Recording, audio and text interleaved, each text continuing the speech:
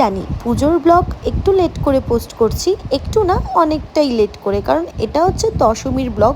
আর দশমীতে আমাকে জোর জবরদস্তি করে এই মহিলা বার করেছিল এই বৃষ্টি ঝড়ের মধ্যে। কী আর বলবো, এর কথা মতো বেরিয়ে গিয়েছিলাম প্রায় 9টা সাড়ে 9টার সময়। মনটা একটু খারাপ ছিল কারণ সারাটা পুজোয় সেভাবে বেরোনো হয়নি। তারপরে এই মহিলার কথা শুনে আমি আর এই মহিলা হাঁটতে হাঁটতে প্রফুল্লনগর চলে গিয়েছিলাম।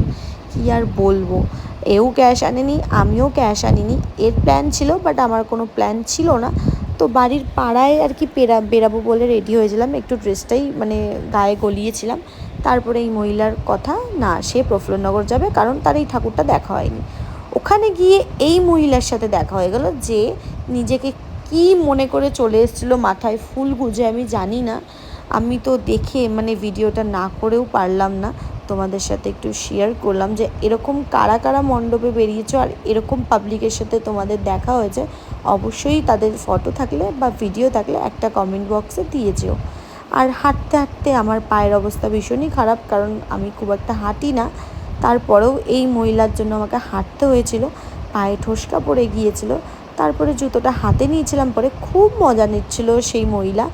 তো এটা নিয়েই আমি বলছিলাম যে দাঁড়া না, তোর কি হয় দেখ না, আমার পা নিয়ে এত হাসাহাসি করছিস তো, আমার জুতোর শোল খুলে গেছে, হ্যান হয়ে গেছে, তেন হয়ে গেছে, অনেক কিছু বলছিল।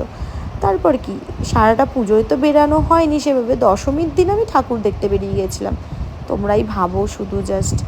তারপরে এই দেখো, যেই মহিলা নিজে আমার ভিডিও করছিল, খুব মজা নিচ্ছিল, সে নিজেও এখন জুতোটা হাতে নিয়েছে। ভেবেছে কি ওখান থেকে তো আলো, জুতোটা নেওয়া যাবে না হাতে, ঠিক অন্ধকার গলিতে ঢুকেছে তখনই জুতোটা হাতে নিয়েছে।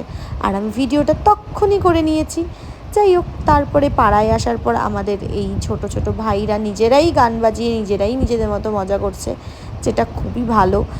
অন্য কারোর সাথে কুটকাচালি না করে নিজেদের মতো মজা করাই আমার মনে হয় বেশি বেটার।